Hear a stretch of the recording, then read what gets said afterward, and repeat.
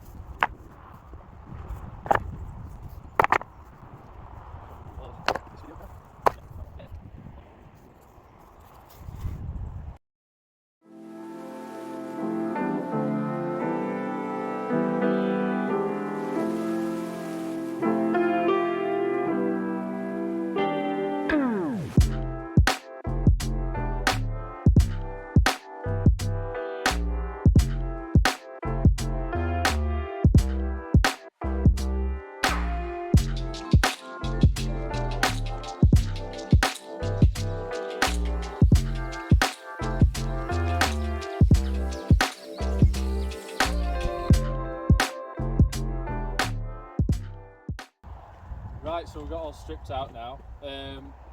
First thing to do obviously is put the footings back in. You'll see as we go through it, but we'll be trying to interlock the stones on both sides. So if there's a big one on this side, there'll be a smaller one on that side, and vice versa. And then it'll become evident as we go along. So your biggest stone's always got at the bottom.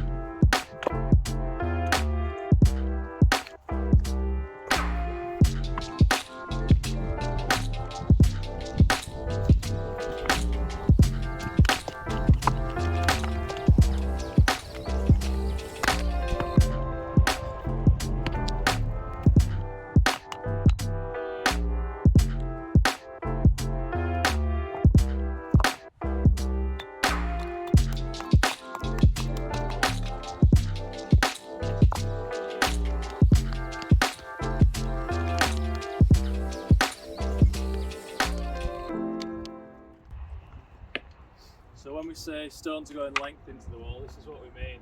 So that's the longest face. Longest face there. That's going into the wall.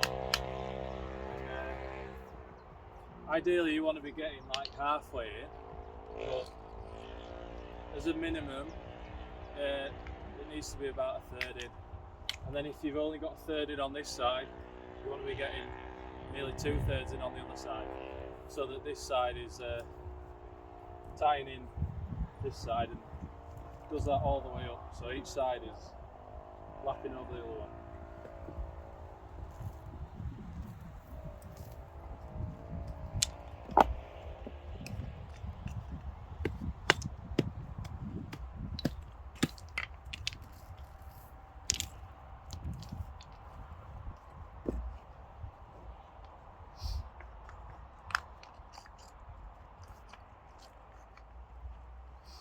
You'll then see that there are spaces in the middle for other stones. Now when the guys who built this before built this, they filled it with small fill like this to fill the hole. But that's not really best practice. What we should do is find like maybe 2 stones to fill this hole. Get them in as tightly as you can, so that's following there and there. I'll probably even hammer that just to make it tighter. And then find another one for there, another little one there. So you're always trying to fill the hole with as few stones as realistically possible, using probably like the rougher stones in the middle. You wouldn't waste nice walling stones in the middle, but small stuff's not really any good. It doesn't have much structural sort of worth to it. So.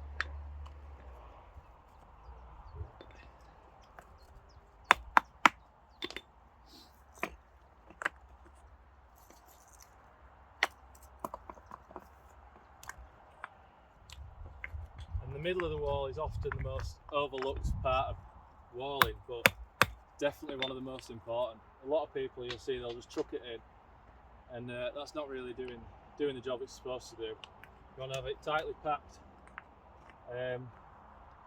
so that it's wedging the 2 sides together. So we're now just going to like carry on walling in this manner, running stones in courses, because this is a flat-bedded sandstone. So flat-bedded means that it comes off in these parallel beds. So we'll run courses through. It's the most efficient way to build with this stone. Similar vein to this, the inside of the wall wants to look like this all the time. You know, the stones following each other on the insides there, as well as meeting up on the face. Stones meeting back to back there, so that's good there. And then where there are holes in the middle, filled with nice big stuff, tightly packed, so it'll just look like this until we get to about this height, and then we're going to put a through on.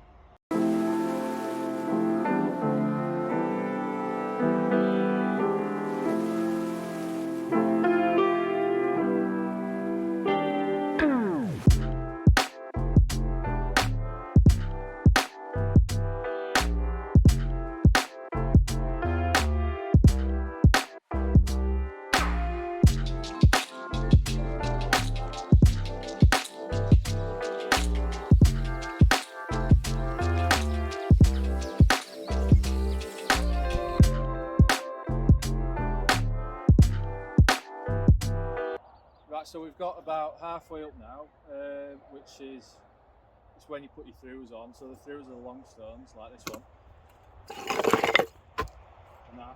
And we'll put that on there, and that's going to tie both sides of the wall together. You'll have seen as we've been building, we're crossing the joints, so that stone there, the joints there, don't line up with the joint underneath. They land in the middle of another stone, so we've got 2 stones there, and 1 there, 2 there and 1 there. So you're crossing your joints all the time. That's crossed, it is crossed because it's halfway in the middle of this stone. What you wouldn't want to do is then cross it like that next time, because then you're ending up with a bit of a step joint there. So when you've got something a little bit near, we'll cross it well next time, and that keeps it from looking like you've got little faults in your wall. So yeah, cross your joints all the way up. We've been hammering as well. So the majority of the time when we're hammering, we're using that to tighten up the inside of the wall to make the stones follow each other tighter. That just puts more mass into the wall, makes it a stronger structure. Sometimes we'll be using the hammer to cross joints better as well. Occasionally we'll use it for dressing the faces, but there's not very many of these faces that need doing, and it's quite nice to leave a bit of natural shape to the face of the stone.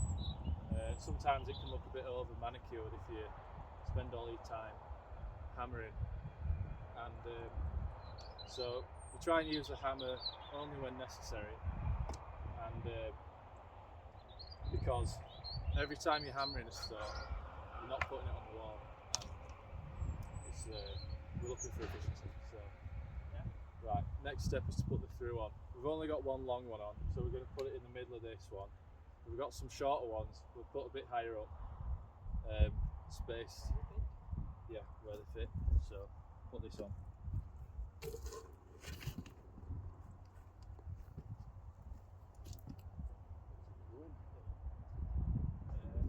Yeah, perfect then.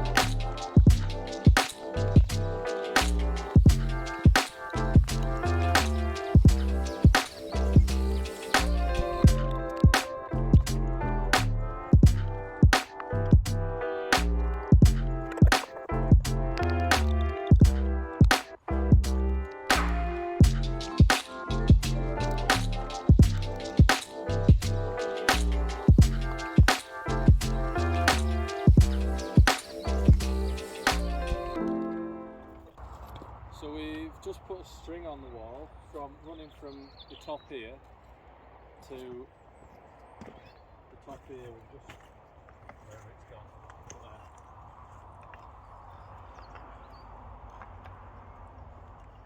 There. A line pin. We'll just wedge that under the top. And that's so we'll work to this string and get it bang onto that, and it gives a nice crisp line under the top. When you first start, and you might actually want to use a string all the way up. So if you were putting a gap in a wall like this, you just peg it in at one side, peg it in at the other side at the same level, and then work to that. Or if you're building a new wall, put a frame in and tie your strings to the frames and use that all the way up. In a small gap like this that we've done today, it's not as crucial to use a string, because you can see in this small little distance if you're straight or not fairly easily. It takes a little bit of practice, but it's very useful to practice without a string so that you get a good eye for straightness. But we usually always use one at the top because it gives a nice crisp line there. Crisp line. Crisp line. Nice, fine, finesse point for the end. So we're just going to work to that now. Then put the tops on. Show you how to do that.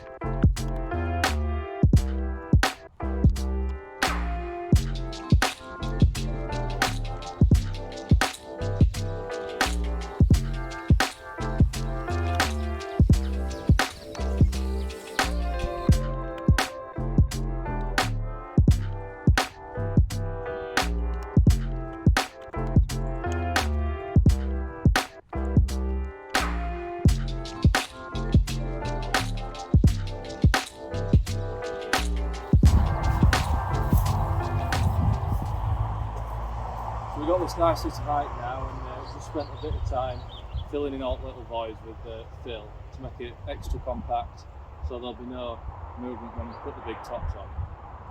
When we put these on, we tend to put them like flat side on the leaning side, and if there's a bit of roughness, I'll have that on this upper side. And it's a fairly easy way of topping. If there's another way where you have them upright, and they sometimes don't want to stay where you put them, they like to fall over. So this is a good solid way of topping, and yeah, we'll just get them on.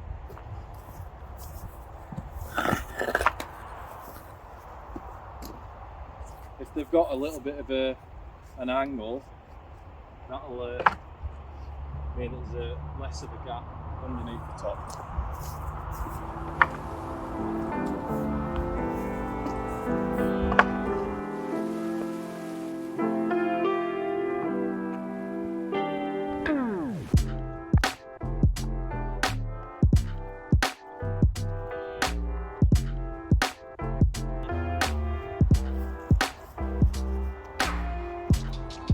Right, so we got the tops on, the wall's finished.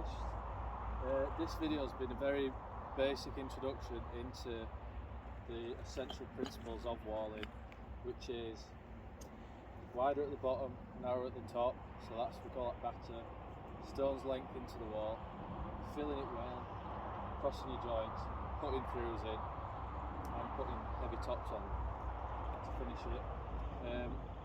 We will be doing another video of probably the things not to do, the like common basic mistakes that you make early on, and then another video for beginners of how to set up walls, like a new wall, how to set up a frame, and the dimensions, and how to work out how wide your wall needs to be, and that can relate to the stone type, it can relate to all sorts of different factors, so there'll be a video on that, and yeah, it looks alright to me. Not bad. So, bloody real.